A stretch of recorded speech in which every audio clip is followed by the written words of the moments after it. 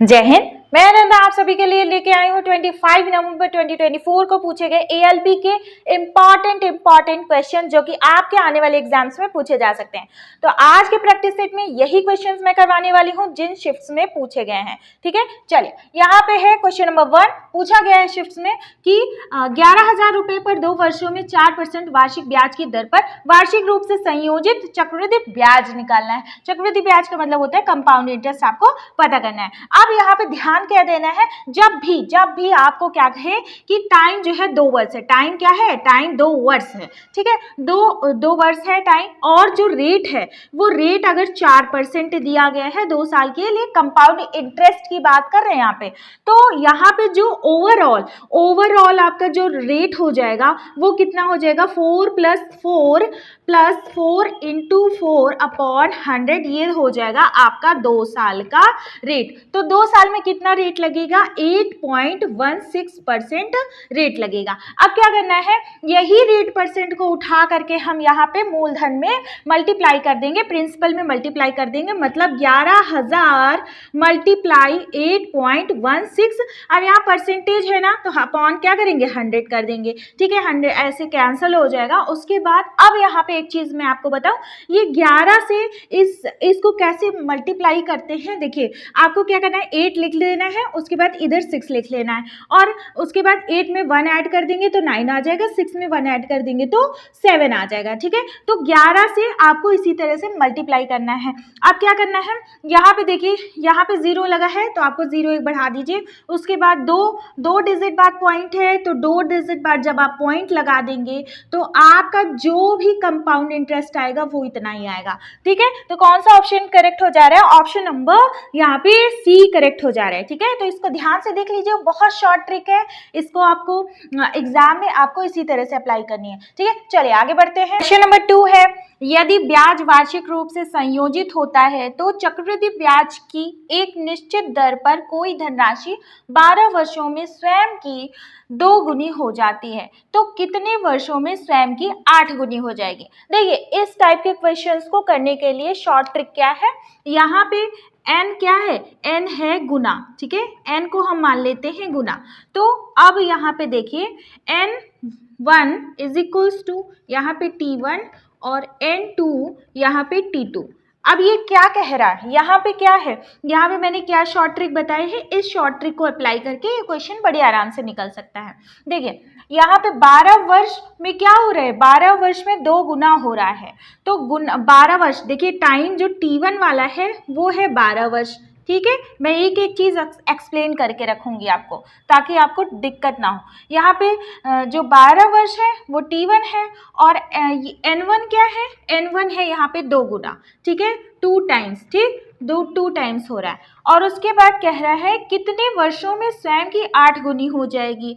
तो यहाँ पे t2 पूछा है और यहाँ पे n2 दिया है 8 टाइम्स। ठीक है, अब यही सेम जो वैल्यू है हम यहाँ पे रख देते हैं। ठीक है, वैल्यू रखेंगे, n1 क्या है, n1 2 है, 2। अच्छा, t2 क्या है, t2 पूछा है, तो यहाँ पे t2 हो जाएगा इसकी पावर में = n2 क्या है, 8 है। ठीक है, 8 है, और उसके बाद t1 क्या है, यहाँ पे देखिए यहाँ पे t1 है 12 वर्ष। ठीक, अब उसके बाद यहाँ पे हम क्या करेंगे, जो इसका बेस है, जो इसका आधार है वो 2 के बराबर कर देंगे। कैसे करेंगे, 2 यहाँ पे t2, और उसके बाद 2 की पावर अगर 3 करेंगे तो क्या हो जाएगा, 8 हो जाएगा, और उसके बाद यहाँ पे 12।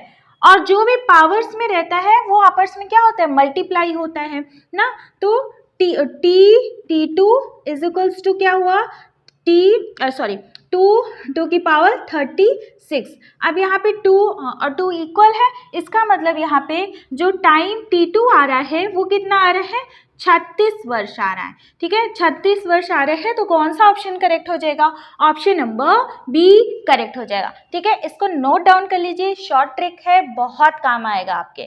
ठीक है, चलिए आगे बढ़ते हैं। पिछले वर्ष में एक स्कूल में 610 लड़के थे, इस वर्ष लड़कों की संख्या 20% की कमी आई। यदि इस वर्ष लड़कियों की संख्या लड़कों की कुल संख्या का 175% है तो स्कूल में कितनी लड़कियां हैं ये पता करना है। देखिए, अब यहाँ पे देखिए एक चीज आपको दिया गया है परसेंट, लड़के और लड़कियों के बीच में यहाँ पे क्या आप अनुपात बना सकते हैं, ये यहाँ से आप डिफाइन करेंगे। जैसे यहाँ पे लड़कियां और लड़के के बीच में क्या अनुपात है, अगर लड़के 100 हैं इस साल तो लड़कियां कितनी होंगी, 175 होंगी। ठीक है, अनुपात कितना हो जाएगा, 7:4 हो जाएगा। ठीक है, लड़के और लड़कियों का जो अनुपात है वो 7:4। अब क्या कह रहे हैं कि पिछले वर्ष जो स्कूल में लड़कों की संख्या 610 थी, पिछले साल जो है लड़कों की संख्या क्या थी, 610 थी, लेकिन इस साल क्या हुआ है कि 20% की क्या आई है, कमी आई है। तो इसका मतलब 20% की कमी आई, इसका मतलब कि 80% बचे हैं।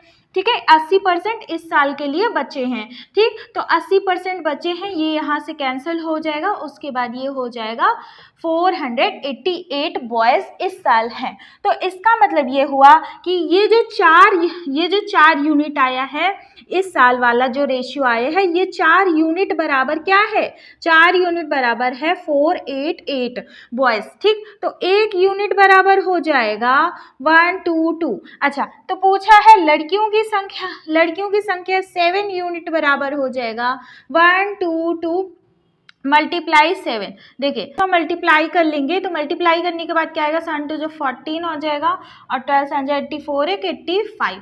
मतलब टोटल जो लड़कियों की संख्या आ जाएगी वो 854 आ जाएगी, जो कि ऑप्शन नंबर ए क्या है, करेक्ट है। ठीक है, चलिए आगे बढ़ते हैं। नेक्स्ट क्वेश्चन है क्वेश्चन नंबर 5। एक व्यक्ति अपनी आय का 1/3 भाग 7% साधारण ब्याज पर, 1/4 भाग 8% साधारण ब्याज पर और अपनी आय का शेष भाग 10% साधारण ब्याज पर निवेश करता है। यदि वर्ष के अंत में प्राप्त कुल ब्याज 561 रुपीज़ है तो उसका मूल आय कितना है। अब यहाँ पे मूल आय कैसे पता करेंगे, देखिए ये जो आपको दिया गया है रेशियो, ये दिया गया है ना 1/3 1/4 जो दिया गया है, इसको आप क्या करेंगे, 3 और 4 का एलसीएम ले लेंगे। 3 और 4 का एलसीएम लेने के बाद क्या आएगा, 12 आएगा।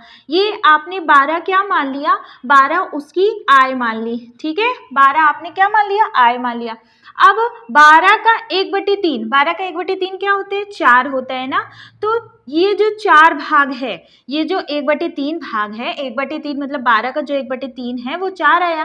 तो ये 4 भाग पे कितना परसेंट लग रहा है ब्याज, कितना परसेंट लग रहा है साधारण ब्याज, 7%। अच्छा, अब यहाँ पे 12 के 1/4 पे 1/4 कितना हुआ है, 3 होता है। ठीक है, और उसके बाद देखिए 4 3 7 हो गया और उसके बाद बचा कितना, 5 यहाँ पे बच गया। ठीक, तो अब ये 3% भाग, ये देखिए 1/4 कितना हुआ, 3 ही तो हुआ, 12 का 3 ही तो हुआ। तो ये कितने, इस पे 8, इस पे लगेगा 8%। और जो शेष बचा, शेष के जो 5 बचा है, इस पे क्या लग रहा है, इस पे 10% लग रहा है। ठीक है, इस पे 10% लग रहा है। अब हम क्या करेंगे, टोटल ब्याज यहाँ पे निकाल लेंगे। देखिए 4 7 जा 28 हो गया, 28। ठीक है, और 3 8 जा 24 हो गया, फिर उसके बाद यहाँ पे 50। अब हम इसको टोटल ऐड करेंगे, 8 4 12 और उसके बाद यहाँ पे 102 हो जाएगा। तो 102% हमारे क्या आ रहा है, टोटल ब्याज आ रहा है, टोटल ब्याज आ रहा है। यही 102% आपके क्वेश्चन में बोला है कि इसके बराबर है, किसके बराबर है, 561 के बराबर है, 561 रुपीज़ के बराबर है। इसका मतलब 100% बराबर कितना हो जाएगा, 561/102 मल्टीप्लाई 100। ठीक है, अब इसको काटेंगे, चलिए 3 से काटते हैं। 3 3 जा 9, 3 4 जा 12, 3 1 जा 3 और उसके बाद 2,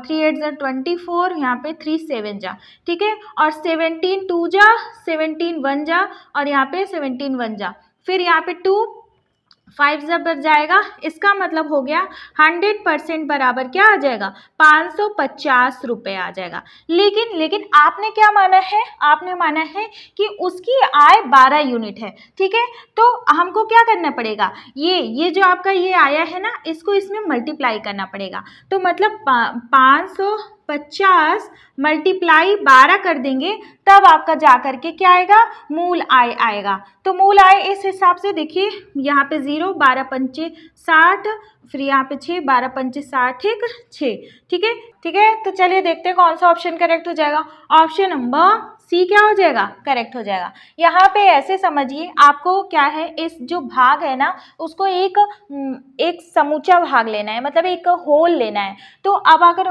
होल किसी का लेंगे तो आपको क्या करना पड़ता है, उसका एलसीएम लेना पड़ता है। तो अब इसीलिए हमने एलसीएम लिया है यहाँ पे, इसीलिए हमने 12 माना है। जब हमने यहाँ पे 12 मान लिया है तो हमको लास्ट में 12 से मल्टीप्लाई करना पड़ा। ठीक है, चलिए आगे बढ़ते हैं। ये सारे क्वेश्चन एएलपी वाले ही हैं। तो पूछा है कि 2z, ये देखिए z है ये, ठीक है, ये वाला z है, ये z है।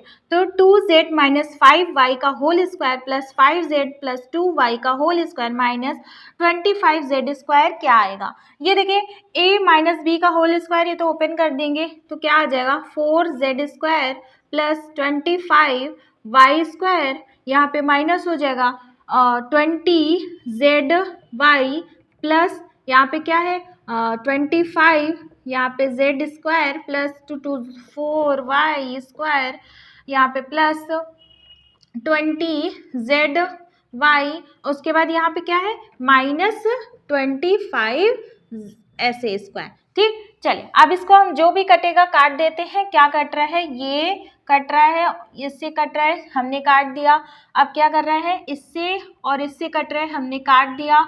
अब क्या बचा, अब क्या बचा हमारे पास, ये बचा, देखिए ये बचा और ये बचा, क्या है 4z square plus 25y square और यहाँ पे प्लस 4y स्क्वायर। ठीक, तो अब क्या करेंगे 4, अच्छा ये तो इसको ऐड कर देते हैं हम, यहाँ पे 29y स्क्वायर। तो ये हो गया आपका आंसर। ठीक, चलिए आगे बढ़ते हैं। नंबर 7 है, एक व्यक्ति ने 1 रुपए में 3 की दर से और 1 रुपए में 2 की दर से समान संख्या में संतरे खरीदे। ठीक है, तो 20% का लाभ अर्जित करने के लिए उन्हें प्रति दर्जन किस मूल्य पर बेचना चाहिए। तो अब यहाँ पे 20% का मतलब क्या होता है, यहाँ पे देखिए 20% का मतलब होता है 1/5। कैसे आता है 20% का, देखिए ऐसे, मैं बिल्कुल बेसिक चीजें हर एक चीज क्लियर करके चलूंगी। 1/5, ठीक, तो इसका मतलब यहाँ पे देखिए ये क्या कह रहा है, क्वेश्चन में पहली लाइन कह रहा है 1 रुपए में 3 की दर से, मतलब 1 रुपए में क्या हो रहा है 3 की दर से। 1 रुपए में 3 क्या वस्तु, ठीक है, 3 वस्तु, चाहे संतरा ही लिख दीजिए आप लोग। ठीक है, तो 1 रुपए में क्या हो रहा है 3 की दर से, और यहाँ पे 1 रुपए में 2 की दर से, तो 1 रुपए में 2 की दर से खरीदता है। तो अब यहाँ पे सबसे पहले हमारा मेन फोकस होता है कि हम वस्तु को तो समान करें, तो यहाँ पे जब वस्तु को समान करेंगे तो इसमें हम मल्टीप्लाई करेंगे 2 का और इसमें मल्टीप्लाई करेंगे 3 का। ठीक है, तो यहाँ पे हो जाएगा वस्तु 6 हो जाएगी, इधर भी वस्तु 6 हो गई, और इधर कितना हो गया 2 रुपये, और इधर कितना हो गया 3 रुपये। इसका मतलब ये है कि टोटल 5 रुपये में क्या करेंगे, खरीदेंगे ना, कॉस्ट प्राइस 5 रुपये में क्या करेंगे 12 वस्तु खरीदेंगे, मतलब 1 दर्जन खरीदेंगे। ठीक है, तो 12 रुपये में हम 1 दर्जन खरीदेंगे। क्वेश्चन क्या पूछा है, क्वेश्चन पूछा है कि 20% का हमें अगर लाभ प्राप्त करना हो तो उन्हें प्रति दर्जन किस मूल्य पर बेचना है। तो प्रति दर्जन वाला मूल्य पता करना है कि कितने में बेचेंगे। देखिए प्रति दर्जन मतलब 1 दर्जन हमने 5 रुपये में खरीदे हैं और हमको क्या करना है कि 20% लाभ प्राप्त करना है। तो 20% को हम क्या जानते हैं कि 1/5 होगा। 1/5 में ये जो नीचे वाली संख्या होती है वो क्या है, कॉस्ट प्राइस होती है ना, नीचे वाली संख्या कॉस्ट प्राइस होती है, ऊपर वाली संख्या क्या होती है, प्रॉफिट। ठीक है, यहाँ पे प्रॉफिट है तो प्रॉफिट है ये, और यहाँ पे इसका सेलिंग प्राइस क्या हो जाएगा, 5 में 1 जोड़ेंगे 6 रुपये, क्या हो जाएगा सेलिंग प्राइस हो जाएगा। ठीक है, तो 5 में 1 क्या 6 होना चाहिए। तो यहाँ पे भी क्या दिया गया है, यहाँ पे भी दिया गया है कि 5 रुपये में 12 वस्तु खरीद रहा है। तो जितनी वस्तु खरीद रहा है मतलब 1 दर्जन वस्तु अगर 5 रुपये में खरीद रहा है तो उसे यहाँ पे देखिए, यहाँ पे सेम जो प्रॉफिट अगर होगा, अगर 5 रुपये ये कॉस्ट प्राइस है, यहाँ पे भी 5 रुपये कॉस्ट प्राइस है, तो आपका जो सेलिंग प्राइस वो कितना हो जाएगा, वो 6 रुपये हो जाएगा। ठीक है, तो कौन सा ऑप्शन करेक्ट हो जाएगा, ऑप्शन नंबर डी करेक्ट हो जाएगा। आई होप कि ये क्वेश्चन आपको समझ में आया होगा। चलिए आगे बढ़ते हैं। दिए गए व्यंजक का मान पता करना है। 2 की पावर 3 मल्टीप्लाई -9 की पावर 0 मल्टीप्लाई 3 की पावर 3। देखिए किसी की भी पावर 0 रहेगी, अगर कोई डिजिट भी लिखा हो, कोई भी लिखा हो, उसकी पावर अगर 0 है तो उसकी वैल्यू आ जाती है 1। ठीक है, आपको 1 लिख लेना है। मल्टीप्लाई, अब यहाँ पे 2 की पावर 3 कितना होता है? 2 की पावर 3 होता है 8। 3 की पावर 3 कितना होता है? 3 की पावर 3 होता है 27। 3 3 9 3 27। ठीक है, अब चलिए अब क्या करेंगे, यहाँ पे मल्टीप्लाई कर लेंगे 27 और 8 से मल्टीप्लाई करेंगे तो कितना आ जाएगा? यहाँ पे 216 आ जाएगा। तो कौन सा ऑप्शन करेक्ट हो जाएगा? ऑप्शन नंबर बी करेक्ट हो जाएगा। चलिए आगे बढ़ते हैं। प्रत्येक 250 मीटर लंबी दो रेलगाड़ियां हैं, दोनों की लंबाई 250 मीटर है। ठीक है, समानांतर पटरी पर क्रमशः 90 किलोमीटर पर आवर और 60 किलोमीटर पर आवर की चाल से विपरीत दिशाओं में चल रही है। क्या रहा है? विपरीत दिशाओं में चल रही है, मतलब एक दूसरे के विपरीत दिशा, ये इधर जा रही है, इधर जा रही। ठीक है, तो वे एक दूसरे को कितने सेकंड में पार करेगी ये पूछ रहा है। तो यहाँ पे सेकंड पूछ रहा है, ध्यान देना है आपको। आपको क्या दिया गया है? रेलगाड़ियों की क्या दी गई है? लंबाई दी गई है। तो एक चीज है, ये देखिए ये दो रेलगाड़ी हैं, जब आपस में आएंगी और क्रॉस करेंगे एक दूसरे को, तो ये वाला डिस्टेंस मतलब रेलगाड़ियों का जो खुद की लंबाई रहेगी वही मानी जाएगी टोटल डिस्टेंस। तो यहाँ पे टोटल डिस्टेंस क्या आ जाएगा? टोटल डिस्टेंस आ जाएगा 500 मीटर। ठीक है, ठीक 500 मीटर डिस्टेंस आ गया। अब यहाँ पे चाल क्या है? देखिए इसकी चाल है 90 किलोमीटर पर आवर और इसकी चाल है 60 किलोमीटर पर आवर। जब भी रेलगाड़ियाँ आपस में विपरीत दिशाओं में आपस में एक दूसरे की ओर आती हैं तो क्या होता है? तो यहाँ पे चाल जो होती है वो जुड़ती है। हमेशा ध्यान रखिएगा, चाल क्या होगी? जुड़ेगी। तो चाल जुड़ेगी तो ओवरऑल जो इनकी चाल बन जाएगी वो क्या हो जाएगी? 90 प्लस यहाँ पे 60। तो 90 प्लस 60 कितना हो जाए? 150। यहाँ पे किलोमीटर पर आवर है, तो अब किलोमीटर पर आवर है, लेकिन यहाँ पे आप में क्वेश्चन पूछा है सेकंड्स में। तो जब क्वेश्चन सेकंड में पूछा है तो 150 और यहाँ पे किलोमीटर पर आवर को मीटर पर सेकंड में चेंज करने के लिए 5/18 से आप क्या करेंगे? मल्टीप्लाई कर देंगे। ठीक है, 3 6 जा हो जाएगा, 3 5 जा हो जाएगा। चलिए अब नहीं काटेंगे। अब यहाँ पे अब हमको पूछा है टाइम, तो टाइम बराबर क्या होता है? Total distance upon speed. तो डिस्टेंस कितना है? 500 है। ठीक है, डिस्टेंस 500 है। स्पीड कितना है? स्पीड है 50 गुणे 5 और यहाँ पे 6। ठीक, चलिए ये स्पीड हो गया। अब यहाँ से ऐसे कैंसिल हो गया, ये से ऐसे कैंसिल हो गया। 5 2 जा हो जाएगा, कितना हो जाएगा? 12 सेकेंड आ जाएगा। 12 सेकेंड आ जाएगा। 12 सेकेंड में क्या करेंगी? एक दूसरे को पार करेंगी। तो ऑप्शन कौन सा करेक्ट हो जाएगा? ऑप्शन नंबर बी करेक्ट हो जाएगा। चलिए आगे बढ़ते हैं। दो संख्याओं का योग 36 है, एक संख्या का 5 गुना दूसरी संख्या के 4 गुने के बराबर है। तो दोनों संख्याओं में से बड़ी संख्या क्या है? अब देखिए यहाँ पे एक संख्या और दूसरी संख्या, पहली संख्या और जो दूसरी संख्या है, फर्स्ट संख्या और दूसरी संख्या। तो इसका क्या दिया गया है कि एक संख्या का 5 गुना, मतलब इसका 5 गुना का मतलब हो जाएगा नीचे 5 हो जाएगा, और इस दूसरी संख्या के 4 गुना, दूसरी संख्या के 4 गुना मतलब कि ऊपर हो जाएगा। ठीक है, तो पहली संख्या और दूसरी संख्या का अनुपात 4:5 आ गया है। तो अब कह रहा है कि दोनों संख्याओं का जो योग है 36 है। तो अब देखिए एक संख्या का अनुपात 4 है, दूसरी संख्या का 5 है, दोनों का योग क्या है? 36 है। इसका मतलब होता है 9 यूनिट हो गया ना, 4 5 9 हो गया, 9 यूनिट बराबर 36 हो गया। 1 यूनिट बराबर कितना हो जाएगा? 8 यूनिट बराबर हो जाएगा 4। ठीक है, और उसके बाद ये क्या है?